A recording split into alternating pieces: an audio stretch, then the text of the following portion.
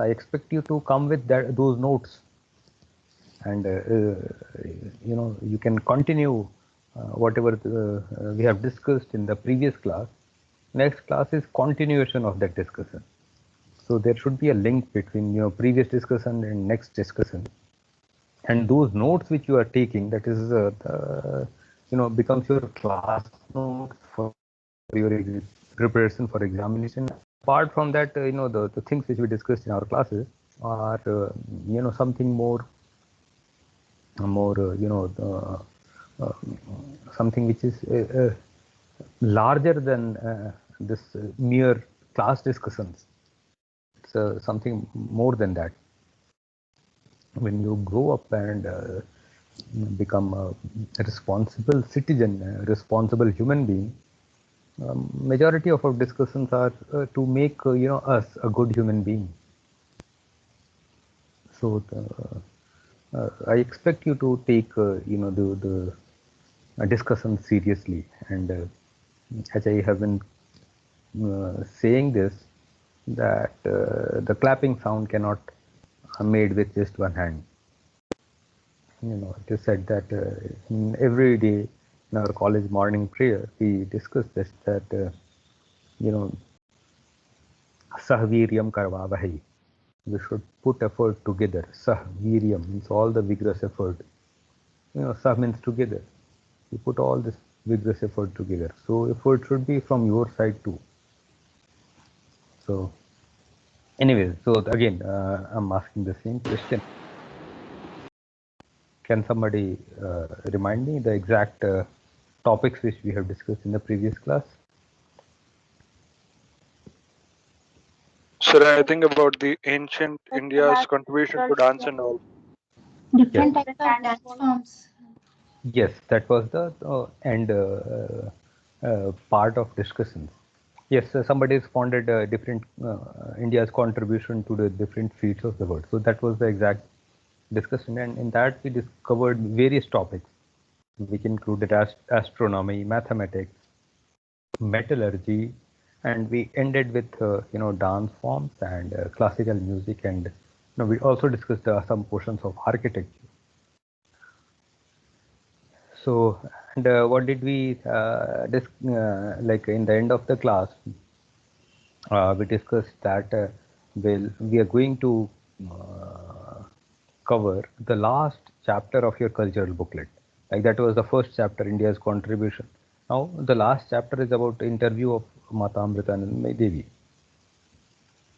So I said that in next class we are going to discuss it, and I said that you should read on your own the whole interview, and it is there in your cultural booklet. So again we'll be discussing about the interview. So in previous semester you might have been already introduced about our Chancellor Mata Amritanand Devi. In this semester there is one interview of her, and where she has been asked some of the very important questions, which are not just mere questions, and the answers are very profound. So what I'll be doing, I'll be discussing my own understanding of her answer. So we'll be reading out the question and the answers and try to explore according to our own understanding what does that mean.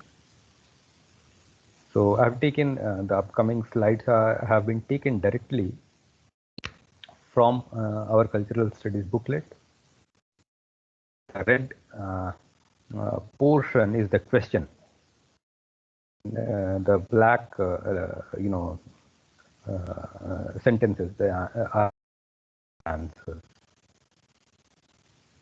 So, okay, so I'll and read the answer, and then let us explore what it's trying to say. Meanwhile, if having some opinion, some own understanding, something to ask more, something to contribute, you are feel free to come in between, unmute yourself ask the question or respond, give your response.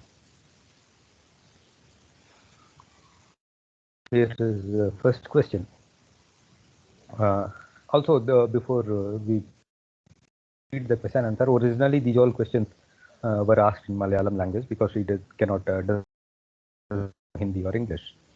So this is English translation of whatever she has answered in Malayalam. So here is the question. Mata Amritanandamayi is translated as mother of immortal bliss. You were born as Sudhamani.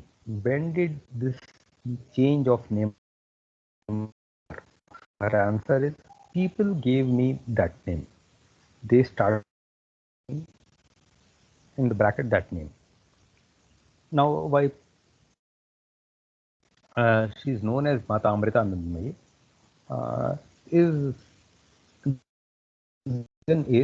like the people, those who in her initial days, they went near her, they felt in her presence, they felt some kind of joy. So, why there is a tradition of visiting, in our Indian system, we go to certain pilgrimage places, to temples, visit some saintly people.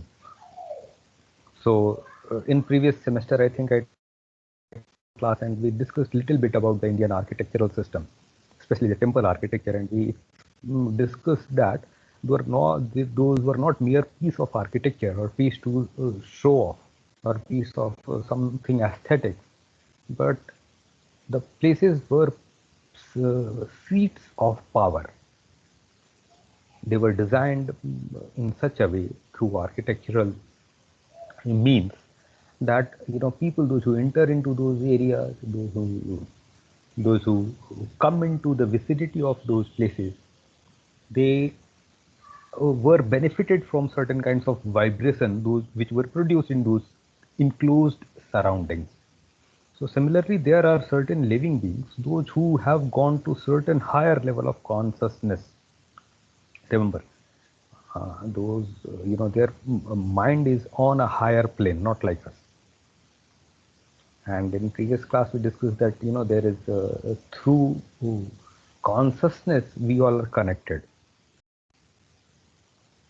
So if somebody is having very positive vibration in her or his own mind, in the presence of his or him, others will also feel benefited.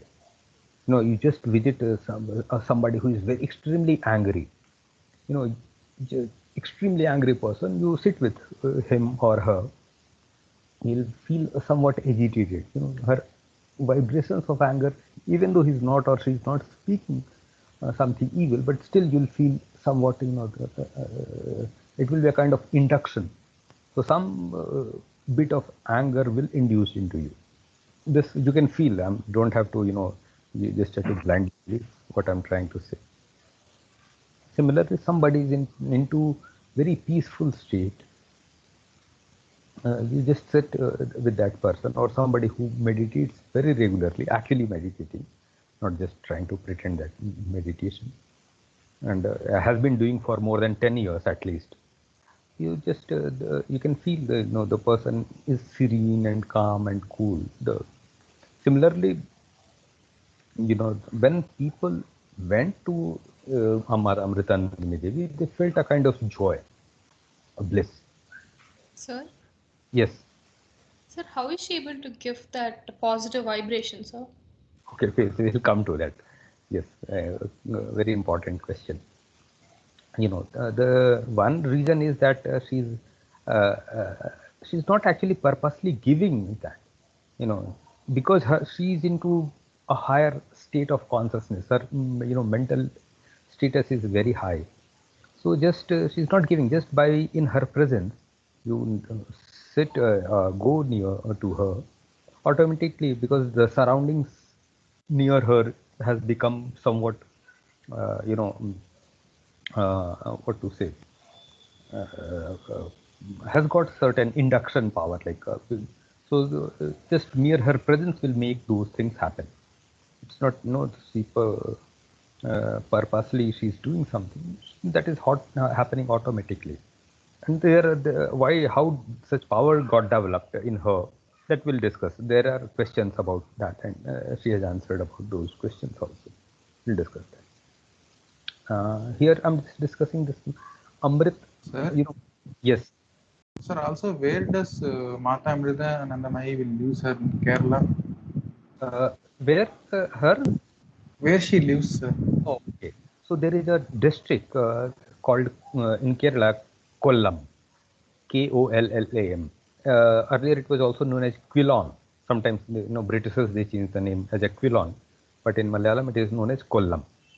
So in that district there is a railway station called Kayamkulam. Yes, sir. In Kollam district, you visit, go to that place, and then the place is known as Amritpur. So it's named after her. Sir, it is our another branch, no, sir. Amritapuri means. Our Amrita University has got 5 campuses. So one of them, like a main branch, is also in Amritpuri. So I have visited the place twice, thrice, and also had a chance to meet her personally. Because of pandemic situation, this year we are not, ashram is not yet full-fledged open. Otherwise, from Bangalore campus also, we arrange a trip for all the first year students. It's not compulsory that everybody has to go, but we those who want to come, we arrange the whole trip for 2 days, 3 days, and maybe once we'll operating, in in a physical presence in the classroom way, maybe your batch will also get that chance to visit Amritpuri and get her blessings. Again, you get a chance to meet her. She will. She's known as a hugging saint, so she will. You'll embrace you. She'll hug you. So that chance we are yet to get. But it's there. A part of all campuses, including Bangalore campus, that we make a visit. Also during February time, again because of pandemic, this could not happen this year. During February time, she visits our Bangalore ashram. So she does not come to campus, but we take again students to the Bangalore ashram, and we also try to give you all some exposure towards the ashram activities by serving the people voluntarily. Like you can help with people's preparation of food, or looking after certain, you can volunteer for serving the food or serving the water or some other activity as you feel like. But we also try to bring these elements of seva, the service to unknown people, to common people, those who are there. So it's again not a compulsion, but if you voluntarily, if you want to participate in those activities, you are most welcome. So we arrange the trip to Amritpuri, and we also arrange a trip to this Bangalore ashram, which is located almost 15 kilometers from our campus. So we arrange the vehicle, and you get this chance to meet her there also. Also, students, we make some students, those who can sing or chant some bhajans or chant Bhagavad Gita, those who have already some training or want to be trained, we train them, and in her presence you can perform also. Or it's not kind of performance, actually paying homage, even you are reciting, it's paying. So that thing will be also there. So you'll get a chance, definitely. Excuse me, sir. Yes. You told the main branch is Amritapuri, but it's Coimbatore, right? Ashram main branch is Amritapur. Okay, sir. University's main branch is in Coimbatore. So the university is functioning, but again, lots of activity related to university also happens through Amritpuri. There are certain things which are governed through Amritpuri also. Although Coimbatore is the main university center, but certain activities of university also happen through Amritpuri. That is also there.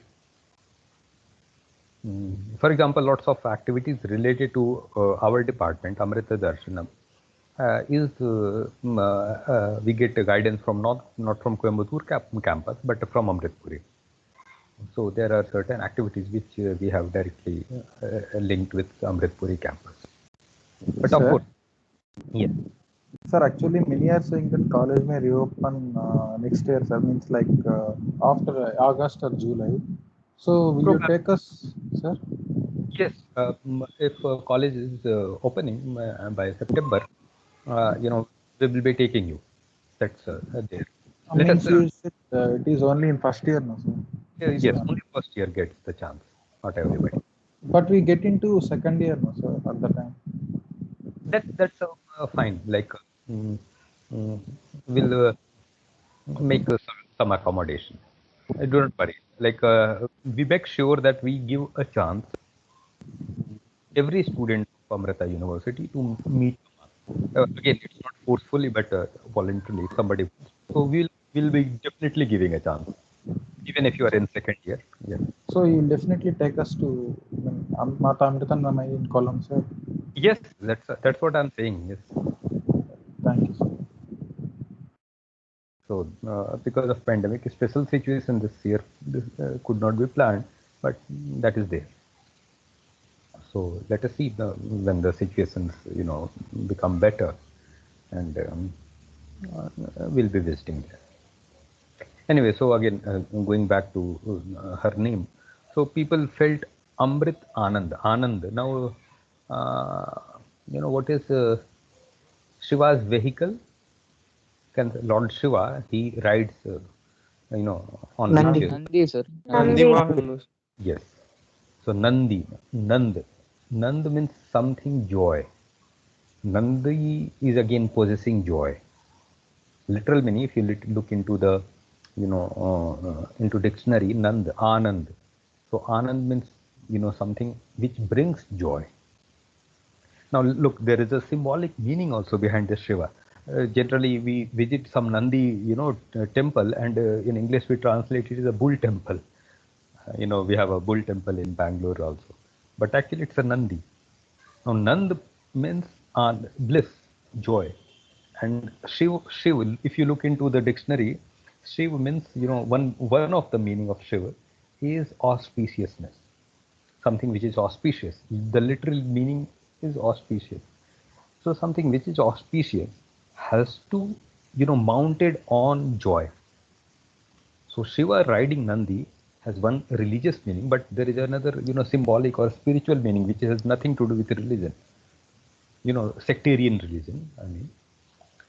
So Nandi, that means joy, should be, mounted by auspiciousness. So the joy should not be, just destructive joy. It should be always auspicious joy. So that is what Shiva riding on Nandi symbolically depicts something of a higher plane. So it depicts, the joy which is mounted by auspiciousness. So anyway, so here Anand, so something brings joy, but it's not ordinary Anand. Amrit, Mrit means something mortal, something which passes. But Amrit means immortal. And Mayi means who possesses that. So somebody who is possessing immortal bliss. And Mata is mother. So that's her quality through which she's named after. So people, those who started feeling joy in her presence, so they started calling her Amrita Anandamayi. So that's the reason why she got this name. Now there is another very significant question.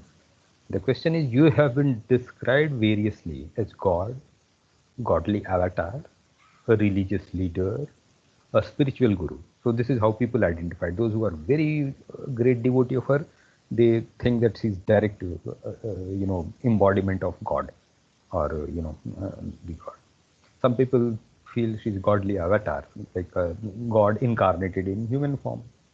Some people feel that, oh, she's a great religious leader. She symbolizes, Indian culture and Indian religious tradition, and she's leading people towards that. So that's another.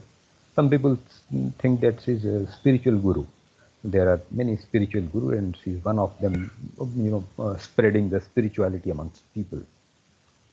So the interviewer is asking, which would you say is the correct description? Do you see yourself as a god and the people as your devotees? Like, now, do you see yourself as a god and you think that people, are your devotees? Now look at her answer. She says, I have long ago given myself to the world. I am what people want to see me as. I don't worry too much about what they see me as. I see them the same way I see my face in mirror. So she's saying that I've long ago given myself to the word. All her activities, not for her or some god or something. She has given herself. All her activities is for the people of this world. And then she's saying, I'm what people want to see me as. It's not that I'm having some identity, be it God or godly avatar or religious. What people see me as, that is how I'll appear to them. So she does not possess any of these identities. So it's up to the people how they want to see her. And she's saying, I'm not worried about what they see me as. But how people are looking at her, she's not at all worried about that. We can, it is said in one of the Ramayana, Jaki rahi bhavna jaisi, Prabhu Murat dekhahitin taisi. How the gods, statue look to the person, Jaki rahi bhavna jaisi, how your own emotions are. So that is how the God will appear to you. So it is not the statue or the God or any saint is having some intrinsic existence as such. It is up to us how we look upon them. So that is what she is also pointing at. Jaisi drishti, vaisi srishti, another proverb. How you look upon, your own vision is, that is how, the srishti means the creation or the cosmic world will appear to you. Then she says, but this is how people look at her, but how she looks upon the people. So that is now she's saying, I see them the same way I see my face in the mirror. So the same way I see myself. So how she looks upon the people? So she's saying it's our own face gets reflected into the mirror. So she says, I see myself, my own self being reflected in these people. So if they this is there is in Sanskrit text, there is a specific term for that. Swatma parivartana. Yourself transforming yourself to other, and then it results into paratma samata. Feeling self-sameness for the other. So transforming self into others, this is actually a spiritual practice which beginners, people like us, we do. There is mentioned in certain text of this kind of meditative practice. That, but for these people, enlightened people, this is automatically happen. This starts to automatically happen. See, they see themselves being reflected in all these people. So that's a very high stage of stage of awareness when all the people starts looking in the same way the person sees. So see this is what she's pointing to. She's saying that I see them the same way I see my face in the mirror, the same way I see myself. So there is this non-duality. For us there is a me and there is a you. But for her, it is the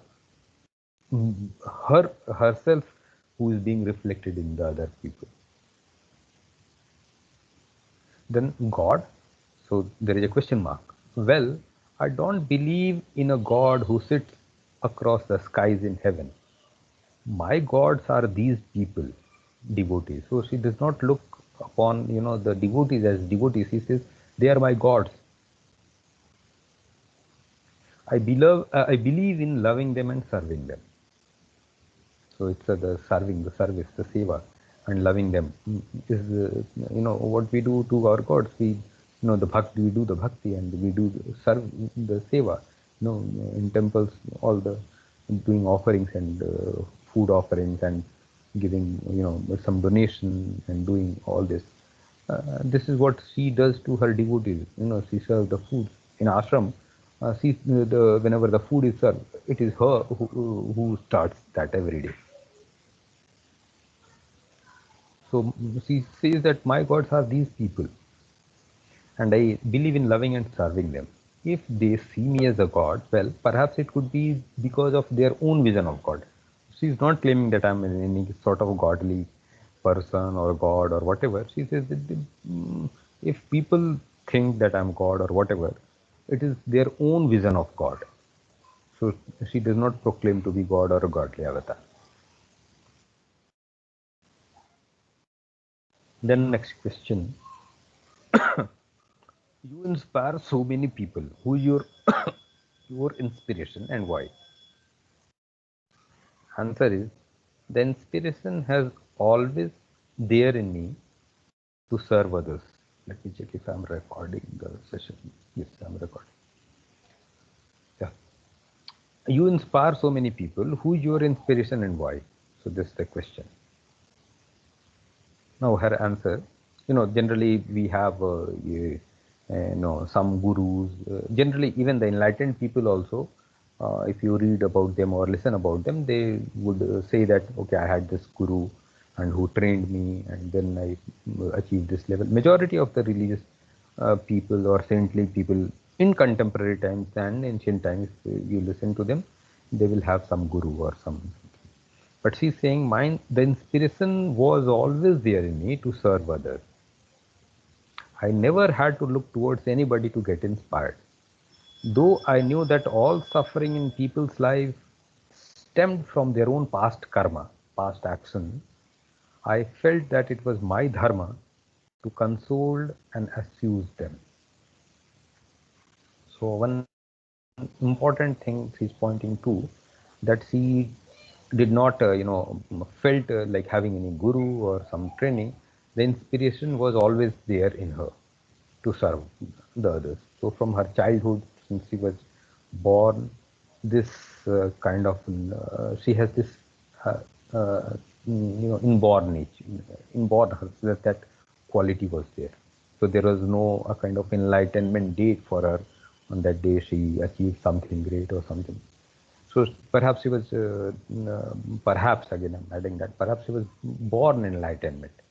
And maybe she was already in previous life, she was already trained in the, all those great spiritual tradition, and in this life she did not require any training as such.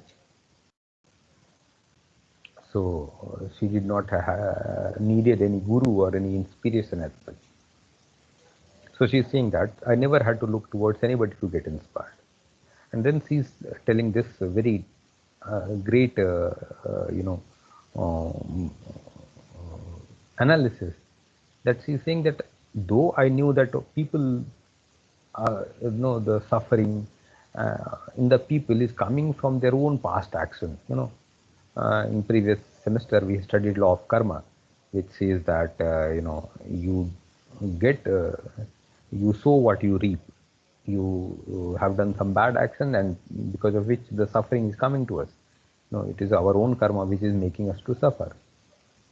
So we can say, okay, why to serve people? They have done some past, wrong deeds, because of which they are suffering. So what is need of help to the people? Let them suffer because they are suffering from their own karma. But her approach is not that.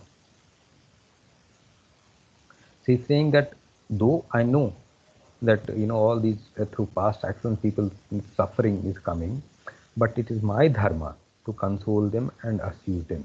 So consolement means and assuage them means to listen to people's suffering. So that's a great a kind of service to the people if you sit with the people and just listen to their suffering.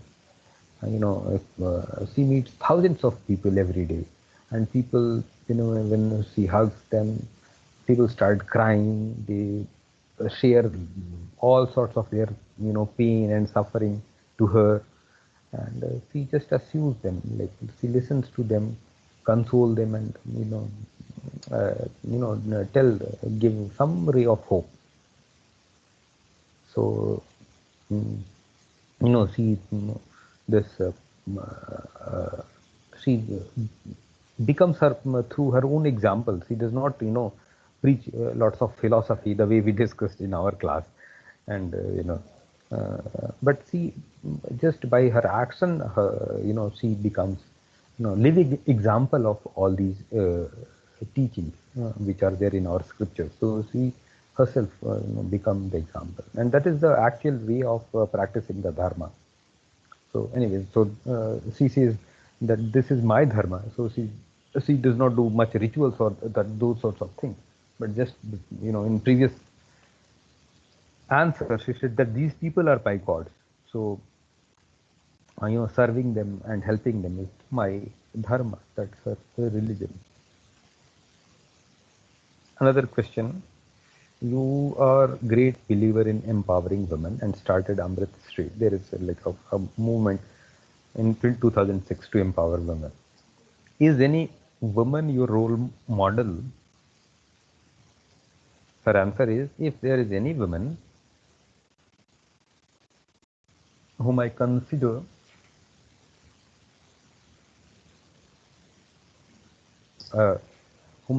as my role model, it will be my mother, and her mother is Damayanti Amma. Now, if you read her biography, if you read the stories of her childhood, actually, when I read it, I started having a kind of, a feeling, a kind of a developed, when I was reading how her mother treated her, I felt like kind of, the hatred, not to hatred, but I felt angry on her mother because she was very, very strict, as Mata Amritan, my biography says, very strict to her.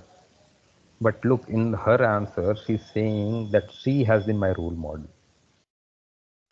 Her mother used to beat her severely, and so she's saying this. Though she was very, very strict with me when I was a child, I learned much from her. She was a person who performed every action with so much alertness and awareness. She never wasted a single minute.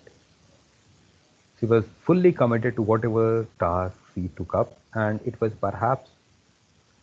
her prayers or the work at hand. So this is how generally children, they learn from their parents. They just learn by how their parents and family members are doing the things.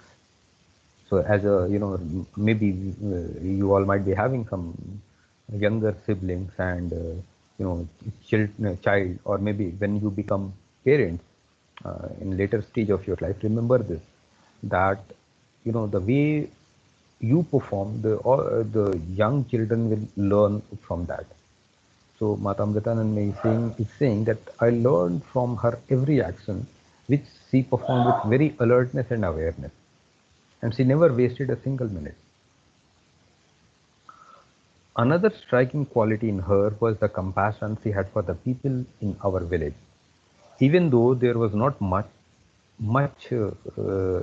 there might not have been much in the house to feed family members even, nobody coming to house would leave with an empty stomach.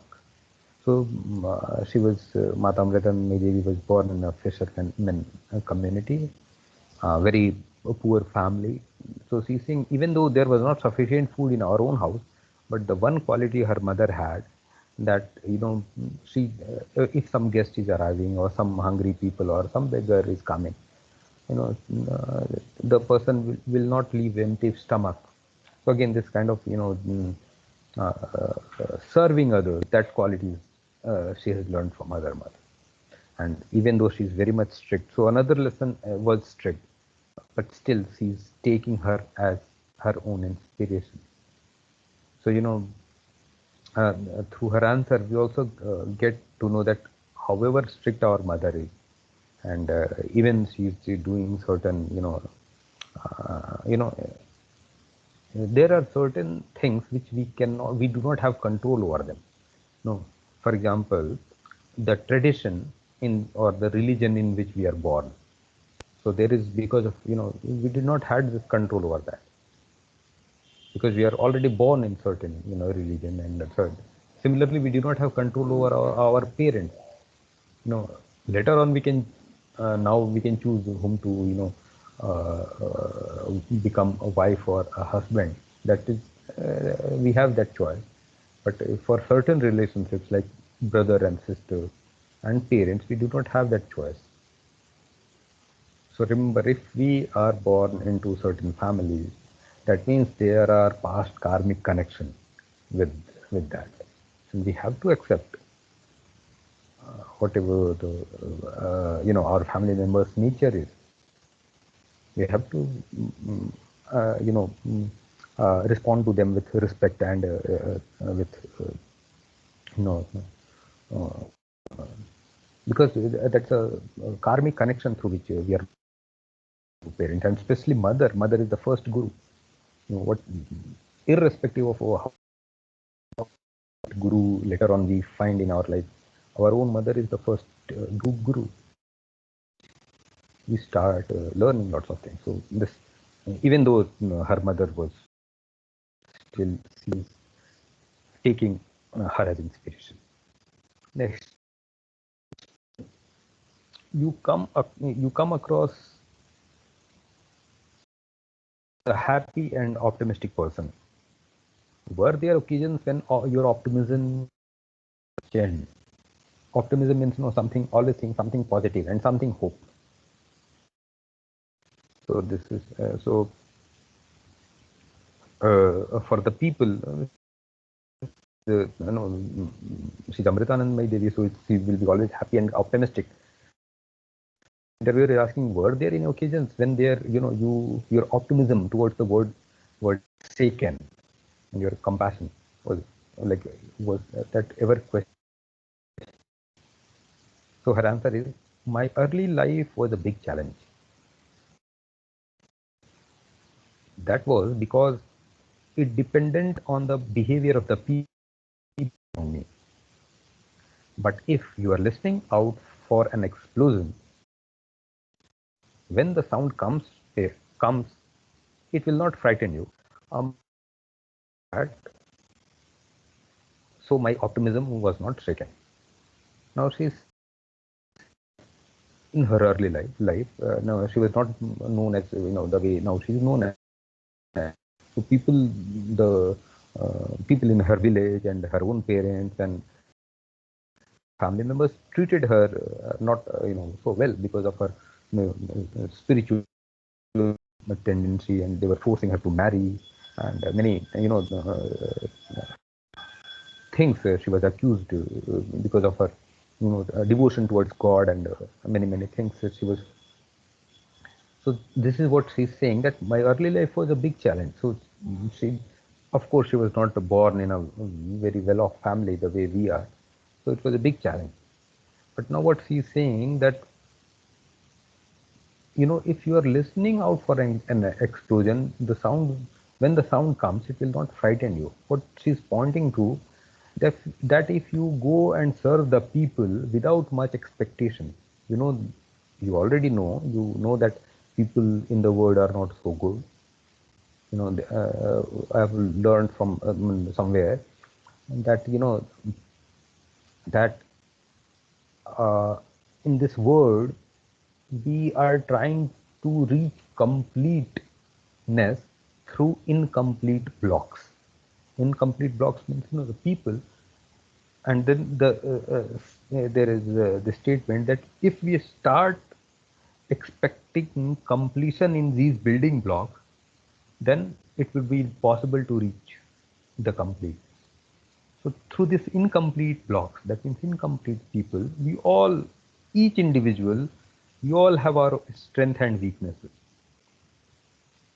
So and we go and serve the word, suppose we go with this expectation that I'm doing lots of, seva, generous activity for the other people, and people will always praise me. They will say, oh, thank you, this person is so compassionate. No, people are not like that. If people, even somebody, you start serving others, they will always, there will be certain people, those will always, try to, abuse or say bad things or do bad things, even if you have all the good intention. So she's saying here that if you already know that there will be a sound blast coming, explosion, you burst a cracker, if there is the cracker sound will not frighten you. But if something which you are not expecting and suddenly there is a explosion, you'll get frightened. So if you already do not expect much and you serve the people, if some people will start saying something bad or do something bad, you'll not get frightened from it. So this is what she's pointing to. Very important.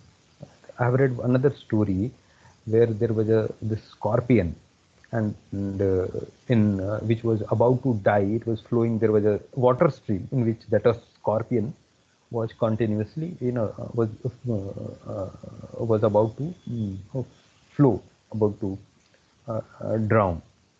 And there was a saint who went near that water stream. He saw that scorpion might die.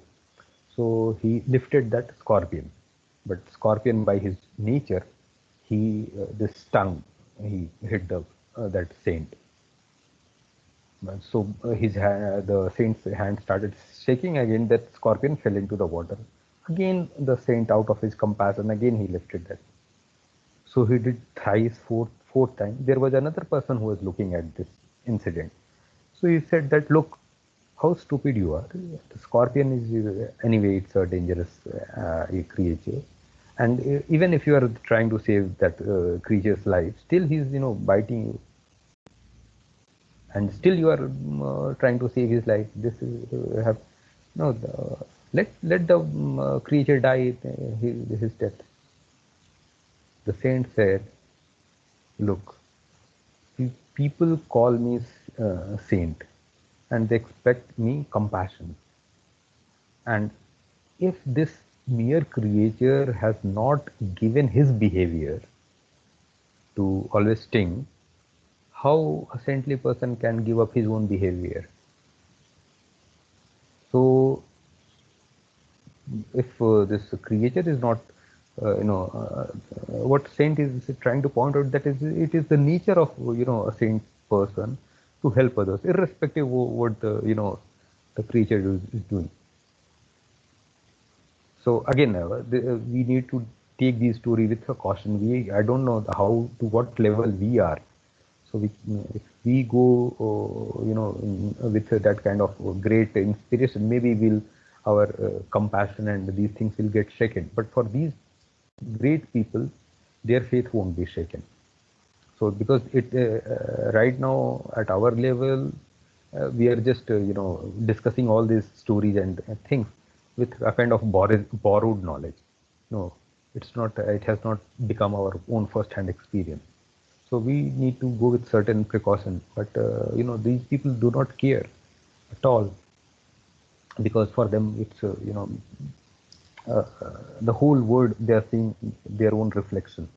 So there is no harmful person or creature to them, and they have become through their own example. For example, we go to some forest. No, there will be these wild animals might attack us. But it is said, and many people have seen, witnessed this, that this great saint from West Bengal, Chaitanya Mahaprabhu, when he used to go to forest singing the Krishna bhajan and all, even the wild animals will lose their anger and violent nature, and they will also join the walk with them, these people. So this again, as I said, our own nature also reflect and affect the other people and other creatures. But again, as I said, these are great people, and we do not know that how to what extent our compassion is. But that is for sure that someday the compassion reaches to that extent that it starts affecting others. Anyway, the time is up now, so we'll end the discussions here. If you have some question, feel free to ask. Meanwhile, in the next class, you go through the interview of her, which is in the booklet, which I have already shared. And we'll continue with a few more questions we can discuss in the next class. So, any questions? Any further thing you want to discuss?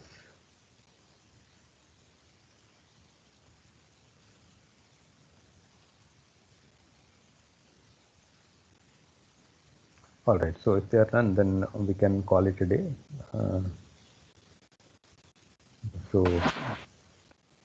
Is there some question?